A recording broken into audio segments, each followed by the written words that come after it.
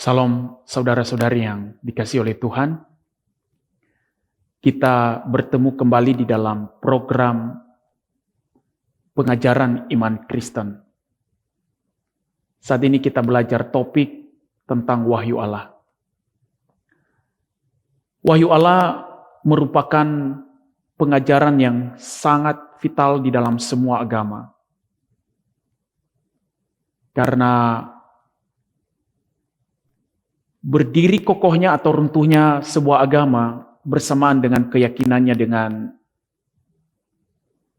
pengenalan akan Allah. Pada realitanya, banyak agama yang telah ditinggalkan oleh para pengikutnya karena tidak mampu menjawab kebutuhan terhadap pengenalan akan Allah, atau beberapa agama yang dimodifikasi untuk menyesuaikan kebutuhan-kebutuhan para pengikutnya di dalam pengenalan akan Allah. Bahkan beberapa agama dan kepercayaan yang baru muncul di mana para tokohnya mengklaim bahwa mereka telah menerima wahyu baru. Dari sini kita bisa memahami bahwa doktrin tentang wahyu Allah ini bukan komponen tambahan, tetapi merupakan prinsip esensial dalam keyakinan hidup beragama. Kita akan mencoba belajar apa itu wahyu Allah. Maka definisi secara sederhana tentang wahyu Allah ini adalah merupakan sebuah tindakan Allah memperkenalkan dirinya kepada manusia agar manusia bisa mengenal Dia, memiliki pengetahuan yang benar tentang Dia, sehingga melahirkan hidup yang beribadah kepada Allah. Dari definisi ini, maka kita bisa mengerti yang dimaksud dengan penyingkapan diri Allah adalah merupakan tindakan di mana Allah yang tidak kelihatan sekarang memperlihatkan diri kepada kita agar kita bisa berkomunikasi dengan Dia, atau di mana Allah yang tersembunyi, yang tidak kelihatan bagi kita, sekarang yang maju ke depan, agar kita bisa mengenal Dia melalui karya dan firman-Nya.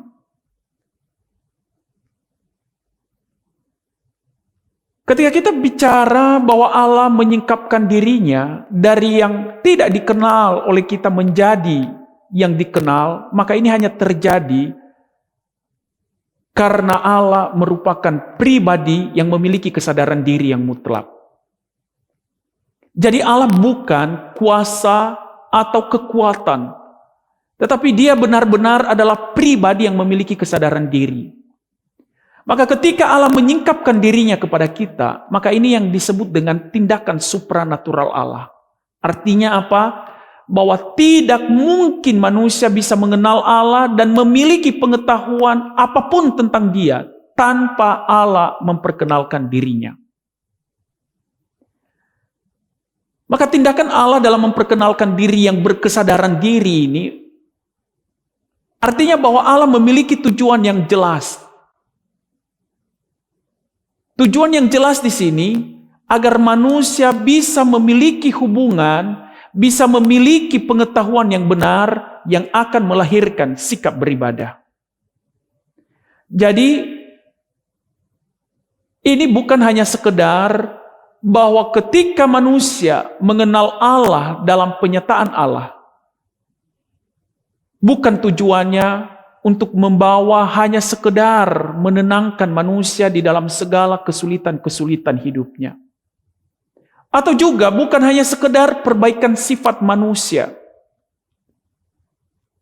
Tetapi pengenalan yang benar, ketika kita memiliki pengetahuan yang benar tentang Allah, maka ini yang disebut dengan terciptanya relasi yang benar antara Tuhan dan manusia. Inilah tujuan yang jelas di dalam pewahyuan Allah akan dirinya.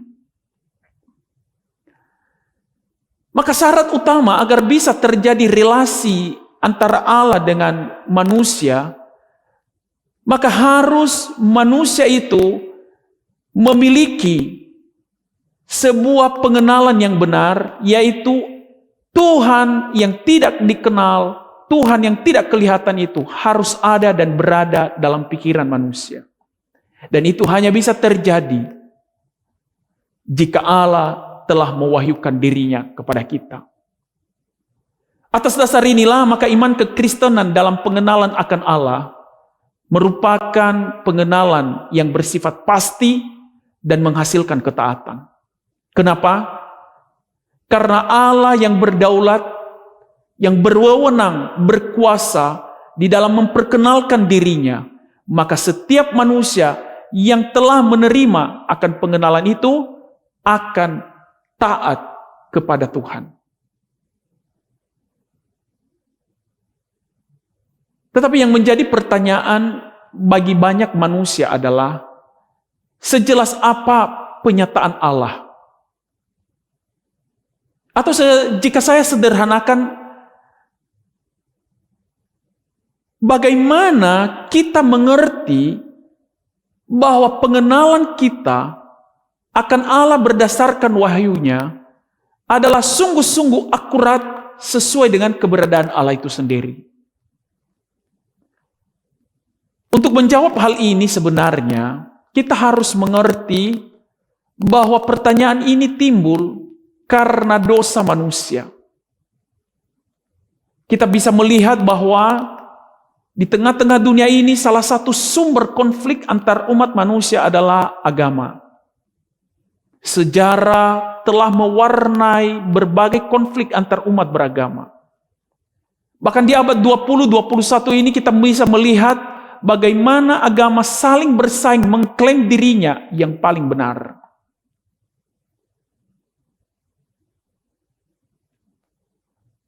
Disinilah kita mengerti bahwa dosa telah membuat setiap kita kabur terhadap wahyu Allah. Kekaburan ini bukan berarti bahwa tujuan dari wahyu Allah telah hilang, tetapi yang kabur ini adalah pandangan manusia di dalam melihat wahyu Allah. Kejelasan tentang tujuan wahyu ini tidak berubah seperti yang dikatakan oleh Paulus kepada jemaat di Roma. Saya mengajak kita membaca kitab Roma pasal 1 ayat 19-20. Karena apa yang dapat mereka ketahui tentang Allah nyata bagi mereka, sebab Allah telah menyatakannya kepada mereka, sebab apa yang tidak nampak daripadanya, yaitu kekuatannya yang kekal dan keilahiannya, dapat nampak kepada pikiran dan karyanya sejak dunia diciptakan, sehingga mereka tidak dapat berdalih.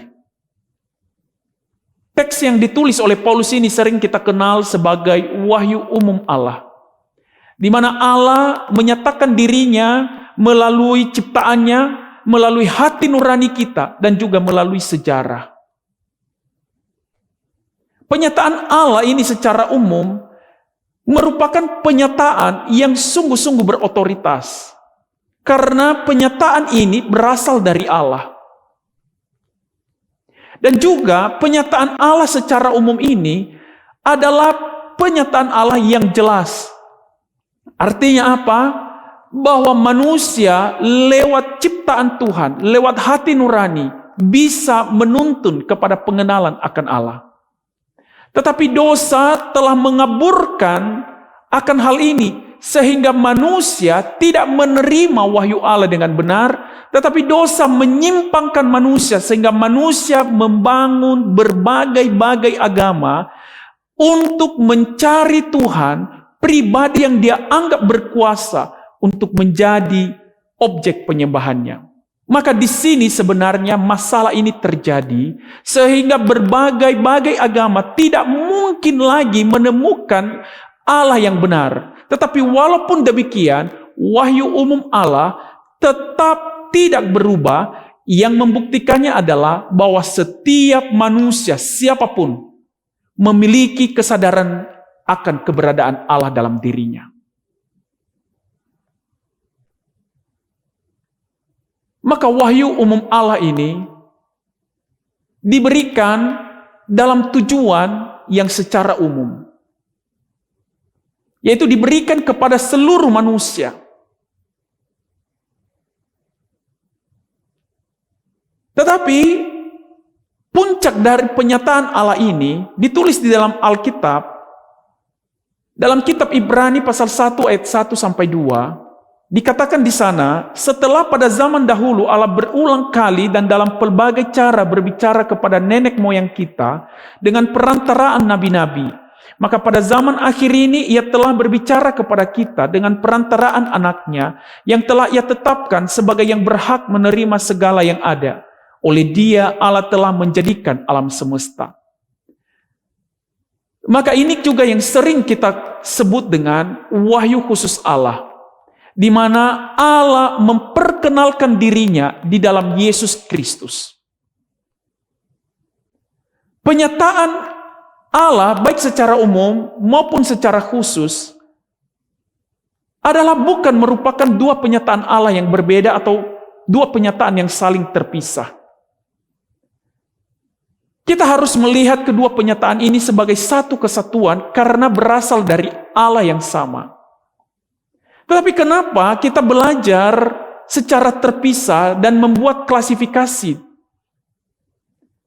Ini agar kita bisa mengenal bahwa di dalam penyataan umum dan di dalam penyataan khusus memiliki tujuan yang berbeda. Jadi Allah memberikan kedua penyataan ini dengan tujuan yang berbeda. Seperti yang saya katakan, bahwa wahyu umum diberikan dengan tujuan kepada seluruh umat manusia.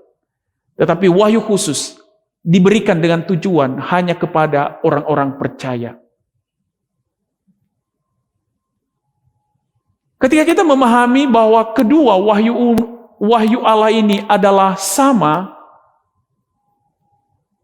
maka kita bisa mengerti bahwa baik wahyu umum maupun wahyu khusus, kedua-duanya menuntun orang kepada Allah. Sehingga ketika kita mengerti bahwa wahyu ini menuntun kita kepada Allah, maka kita dipanggil untuk hidup beribadah kepadanya. Demikian pengajaran hari ini. Kiranya pengajaran ini memberkati saudara-saudari untuk menjadi orang Kristen yang semakin serupa dengan Kristus.